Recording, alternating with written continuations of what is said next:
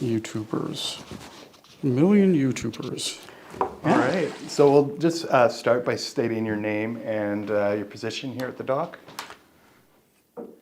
Well, I'm Colin Richards. I'm the community manager of theDock, Center for Social Impact. And my next question is, where were you born? I was born in Ottawa. I was a Ottawa kid in my youth, born and raised there.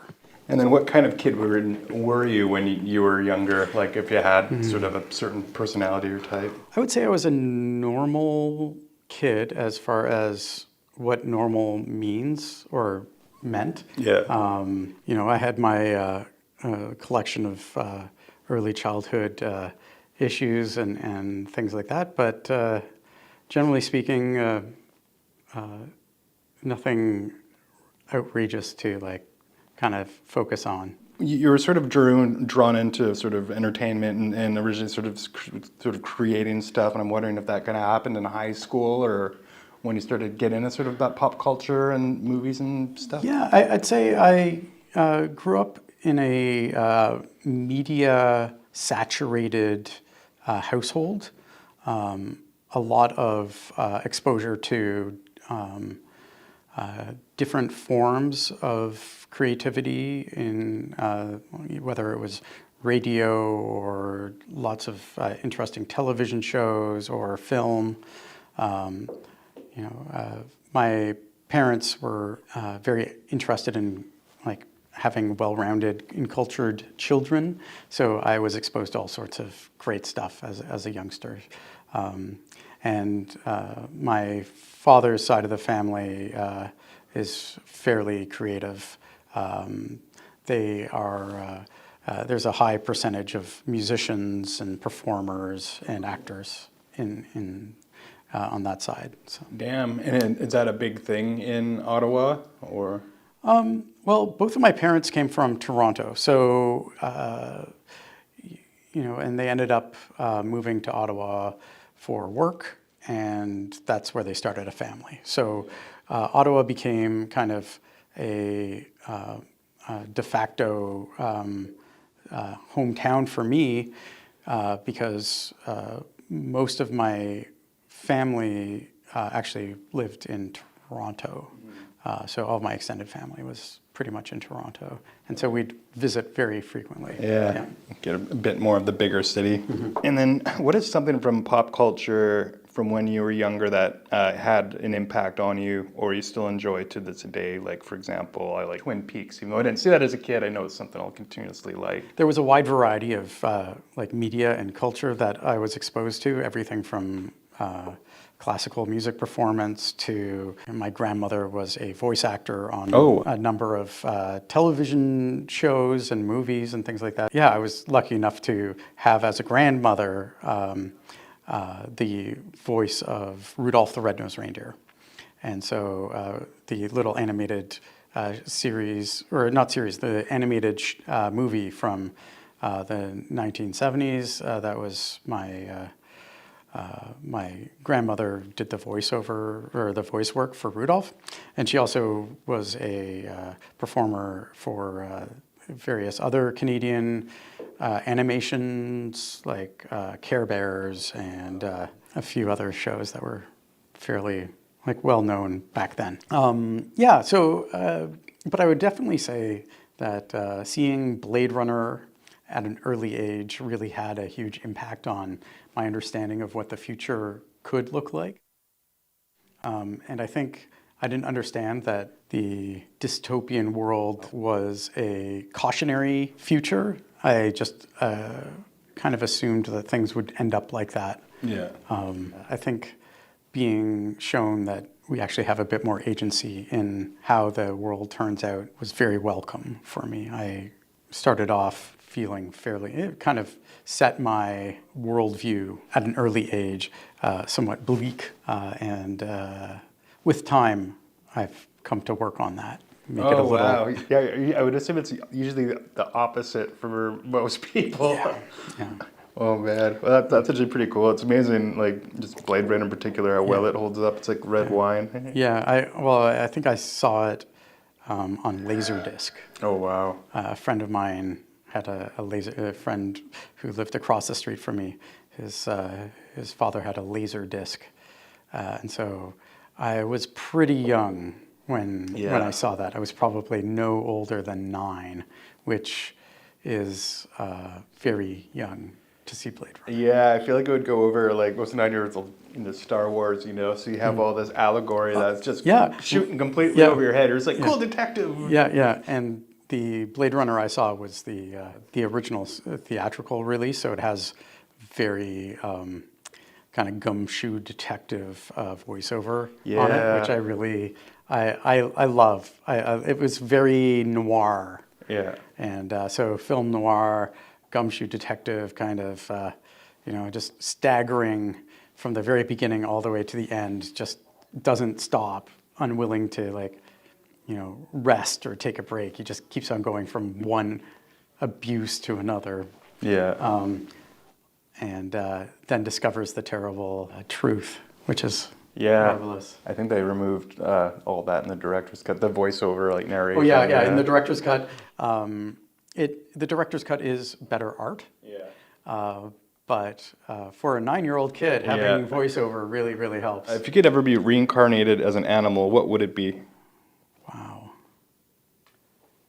Yeah, you would think that would be an easy thing to answer. Yeah, we could always come back to it. Yeah. Oh, I am curious of who the grimacing nun is. Yeah, the Grimacing Nun Youth Cafe was a project that got started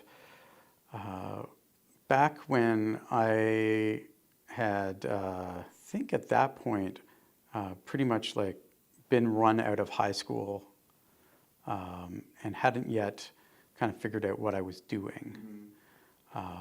So after all of my friends had graduated from high school and gone off to university and things like that, I was kind of on my own. And I had been involved a little bit with a community center, my local community center, and with some encouragement from various folks, I got support and funding to start up a youth cafe, a place where kids, like young teenagers, could come and spend time and not kind of harass the cafe owners of the main street, where they would be a menace, or not a menace, but they would be problematic. They wouldn't buy anything, but they'd take up seats. So I offered the local business community an opportunity to fund a place where youth would be welcome, where youth could have access to affordable coffee and bagels and things like that. And along with my now partner in life, we started a cafe to welcome like young kids have their own space. Yeah. And we had a room in a basement of a community center. It was called the Baby Sleep Room originally, and we ended up being gifted a portrait of a nun. Oh, wow. And so this nun was very grim. We said she was grimacing. Yeah. And that gave the name to the cafe. That's so cool. And keeps the kids off the streets from doing drugs. Not that I ever did drugs as a teenager. No, but no. It's nice to have some. Well, even if they were doing drugs, we were incredibly lax. Yeah. We actually let kids smoke cigarettes in the youth cafe. Oh wow. It was the 90s. I would love to check. Yeah, man. If I was a teenager, I would have lived there. The walls were painted like red and blue and these really dark, rich colors. And we had art on the walls, and we would have like music playing and like coffee that was donated from like the various coffee shops, and bagels that were donated from a local bagel place. And yeah, it was just a place where people, young kids, could come. I was a young kid. I was 18. Yeah, not many 18-year-olds are thinking that far ahead, or for something positive like that for the community. Yeah, well, it seemed like something was needed, and I think for the time, it was something that did get done. I'm pretty happy with the end result. That's awesome. Tell me about your experience working as a secretary for the board of directors, for the condominium development of the Icon 2. Eventually, I ended up in Toronto and worked as a production assistant in television commercials, and worked through a number of different spots, and working for different companies as a freelancer, and kind of getting in with a good crowd. It was around the year 2000, so combined with a strike down in the States, it meant a lot of commercial production was happening up in Toronto and Vancouver. Pretty much anybody with a pulse could get a job in production back then. With brimming full of success, I was able to, along with support from my family, of course, get myself a little condo apartment that was downtown. I managed to buy a studio apartment, pre-construction, when I was still pretty new into my career. Yeah. So after, at around, I guess, 26 or 27, something like that, managed to put a down payment on a condo, and through the process of learning about how condominiums operate and everything, I became aware that it needs people to participate. Yeah. And so I saw it as a opportunity to kind of get to know the people I was going to live with. And so I stood for election as a board member to get involved and to help make decisions for the group of people that I would be living with. I got to play the, provocative, full of beans young person role. Yeah. Oh, wow. And was doing that, I guess it's a lot of correlation between dealing with that and, a lot of the issues and problems that you deal with here? I think everybody can benefit from having experience on a board of directors. It gives you some insight into how power is wielded in a capitalist society. The board of directors is the foundational kind of building block of how we have power distributed and how we rule. So having early access to the process, seeing how the process works, seeing how decisions are made, seeing how ultimately it's people and their relationships at a table with their biases and their preferences versus some sort of idealized form of a logical organization that just makes decisions. It gives you some insight into just how politics kind of works. And it can become a very overwhelming experience. But I felt it was a foundational one, and it really taught me a lot about being skeptical about how power is distributed. Yeah. It made me want to at least keep an eye on how people are overseen and how organizations are run.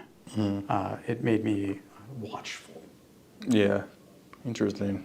Just maybe a bit more aware of sort of all the big and little things sort of going on. Well, like anything, they always say you don't really want to see how the sausage is made.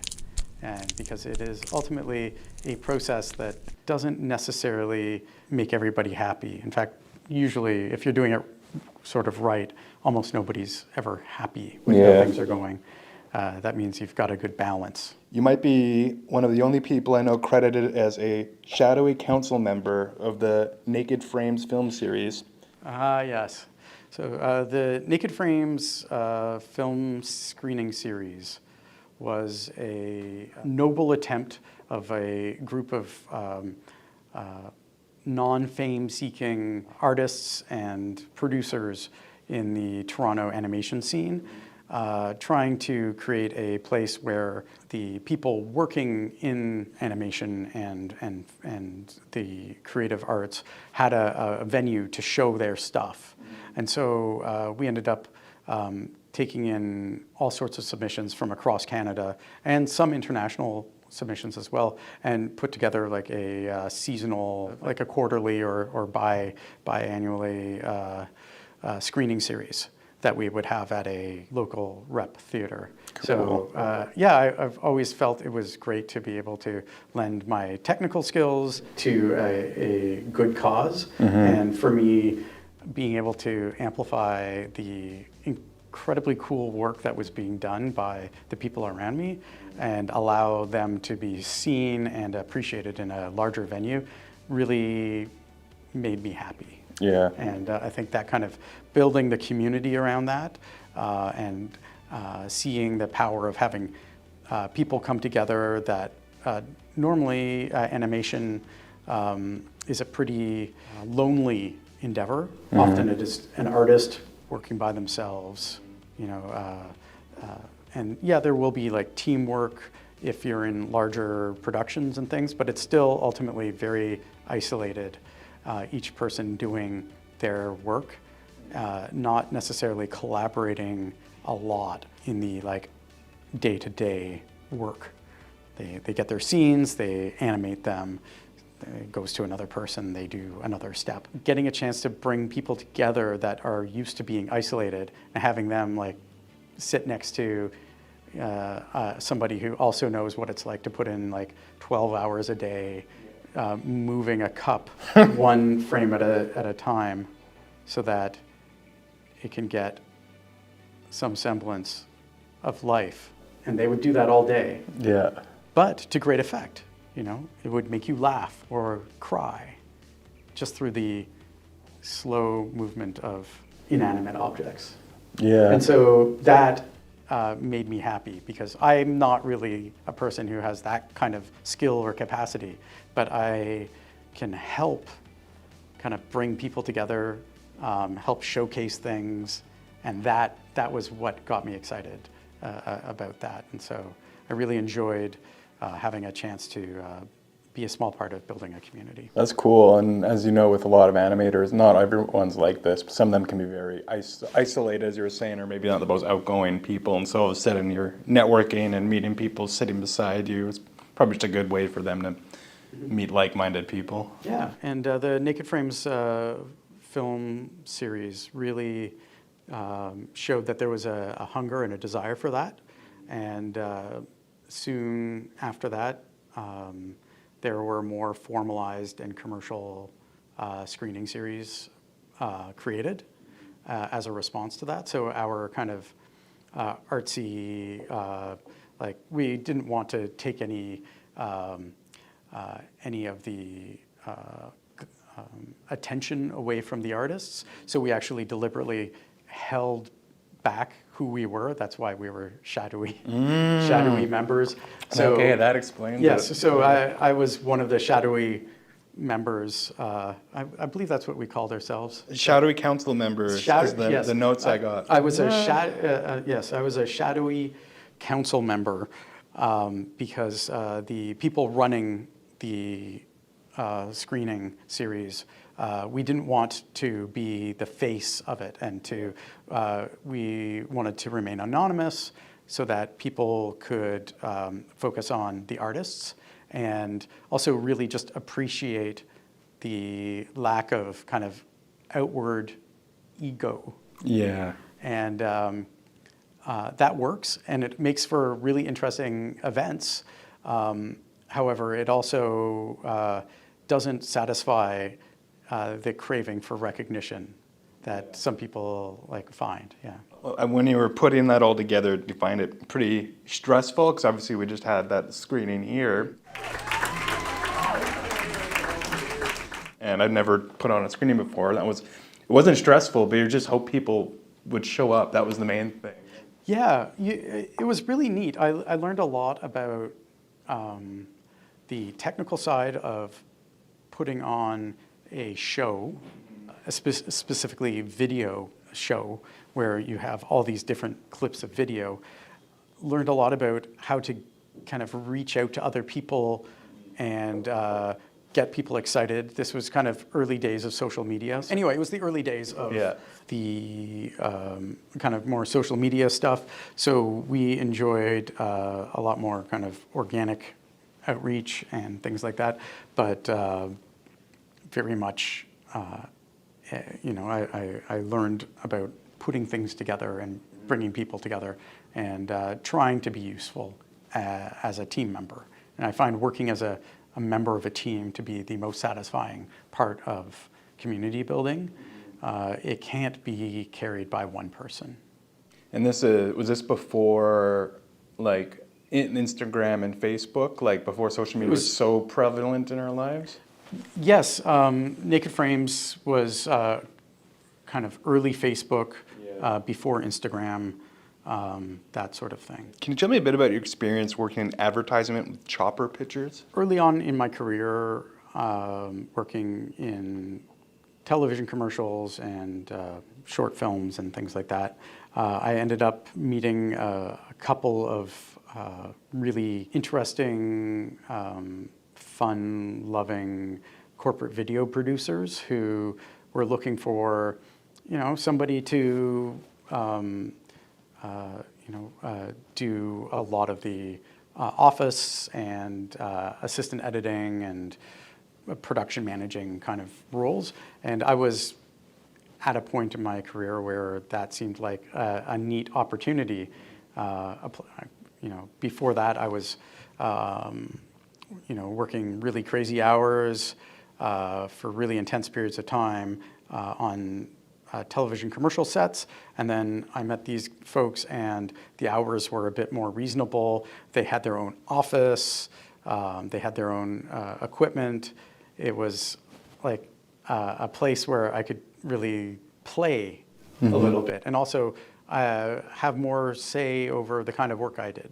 So that was kind of cool. For about 10 years, I worked at Chopper Pictures, working as a, eventually becoming a producer, director, and editor there. Do you hate all advertisements now as a result, or can you enjoy a real sweet ad once in a while? Has it soured you at all? Very early in my career of media production, I very quickly realized that advertising and corporate communications, corporate propaganda really wasn't beneficial for us as a civilization, even though it really actually holds together the civilization by creating stories, because that's how civilizations stay together, is by having a collective agreement about how things are supposed to work. So I was involved in, making the mortar that glues together the bricks in the wall. I very quickly learned that media is powerful, and also that there was some good that could be turned out of the skill set that I was acquiring.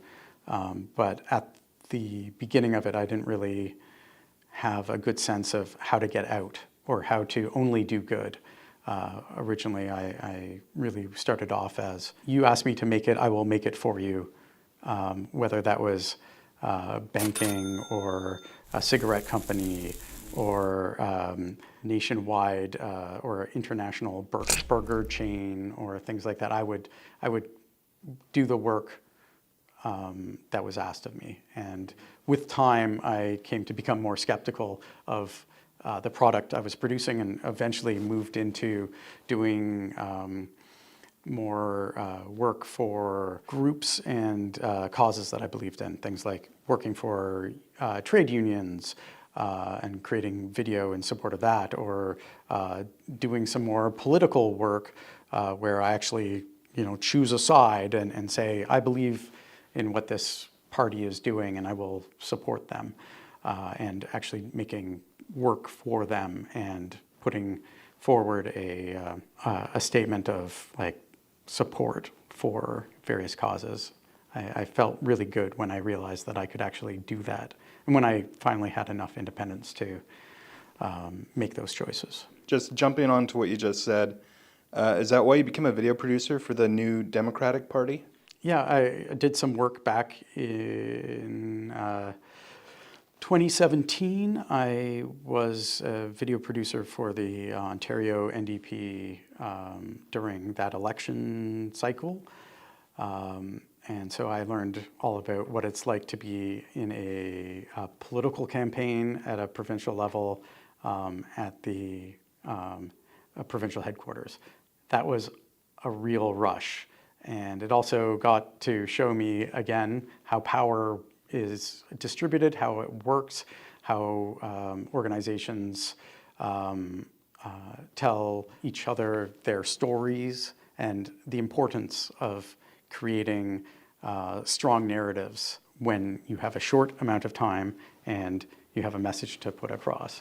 And yeah, there's nothing quite like a political campaign to really sharpen your senses. It was crazy. Could you just, real quick, why did you move from Toronto to Victoria? Moving from Toronto to Victoria came about in a very haphazard way. It was my partner and I were out in BC for a friend's wedding in February. It was in the interior, so it was beautiful and wintry, and was on a very snowy ski resort. And then we came to Victoria to visit one of my partner's friends for a week, and we discovered Magic Fairyland was a real place. There were hummingbirds flying around in February. There wasn't any snow at the time, and we were just staggered by the beauty of the coast, the ruggedness of the island, and we were smitten, taken by it. And like many people that move here, we didn't have a lot holding us to Toronto at the time. We just picked up and left because we could. Within about 6 months, we moved here. Wow. It was a really impulsive decision. I think that initial trip here just sort of happened at the right time, when like that inflection point in our lives where we were looking for a change. So did you even have a job when you got here? I had video work that I had to complete. So I still worked with some clients in Ontario while I was kind of getting settled in here, and I very quickly found theDock. So theDock became my working home. Yeah. And then I became involved in helping run theDock as a dock hand. And then from there, all these other things happened. So my Toronto life came to Victoria, and then slowly over the course of 4 years or so, kind of slowly scattered out into an entirely new life. During the pandemic, ended up having me step in as an interim manager of the space, because there was a sudden opening for the manager position, and I just happened to be there at the right time, and so stepped into that. Funny as it sounds, but every job you've previously done kind of helped set up for sort of doing this position in a weird way. I think just working in film and navigating the big personalities and the 1,000 issues that arise a day has probably really helped you. I think learning learning to be part of a process and learning to really encourage people to speak up and share their opinions. The collaborative part of filmmaking was the part that initially drew me into it. I think that's part of the magic when you're sitting there working on a problem and you're on set and you're like the whole, all of the focus of all of the technicians is on this one thing. Everybody, has such a singular purpose, or make whatever the issue is kind of settle so that whatever's happening in front of the camera is like perfect. And I just loved that kind of intense focus on the moment and the singularity of purpose that filmmaking initially had for me. The team all working together. And I found as my career went on, and as the nature of video producing and media creation and this thing called content, making content kind of arose, the teams became smaller and smaller and smaller. And so as the teams became smaller and smaller and smaller, my hunger for community grew and grew and grew, or in inverse proportion to the size of my team or community that I was working in. And so that's really where spaces like theDock really came in to fill that hole that was created by basically video production shrinking from requiring, a minimum of at least 3 or 4 people down to one person with a laptop. And now it's one person with a phone. With the phone. It's fantastic. Oh, man. I'm not saying that technological progress is terrible. Yeah. What I'm saying is the loss of community and the loss of teamwork was the part that I felt the strongest. And so having the opportunity to take community building and working together, finding other places where that could happen, and places like theDock, co-working spaces that are focused on social purpose, really fit that need that I had. Mm-hmm. And so it was, I gave up one thing and got another at the same time. It was really wonderful. We've got about 3 minutes left. Yeah, this is where all the real good questions come. I know. Yeah. I'm like, why does okay, it? Don't worry. It's fine. I understand. I've been where you are. How do you handle, now that you're the operational managers, you have people who are very passionate here who have issues that come up with maybe varying degrees of importance. And I can give you examples, but how do you sort of juggle that? When it comes to prioritizing and juggling different parts of community needs, generally I try to look at the biggest frame first and see, just how is this issue going to actually affect the body as a whole, the whole community. And then if that isn't going to be the case, then I kind of zoom in from there and try to, as opposed to focusing on interpersonal issues or struggles or things like that, it's more important to try to keep a larger, longer-term view and avoid making decisions that are focused on the short term. What is your favorite part about work in this position and space, and then what is your least favorite part? My favorite part, working at theDock,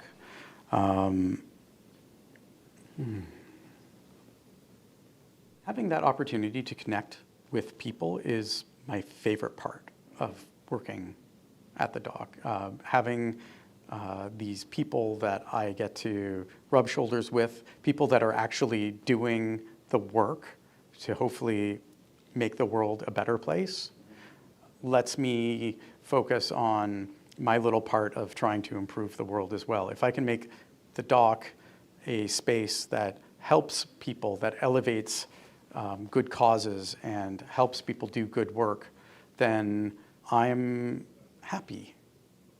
I get to see organizations and individuals be successful at doing good things. And if I can be a support for that, then it's all been a useful expenditure of my time.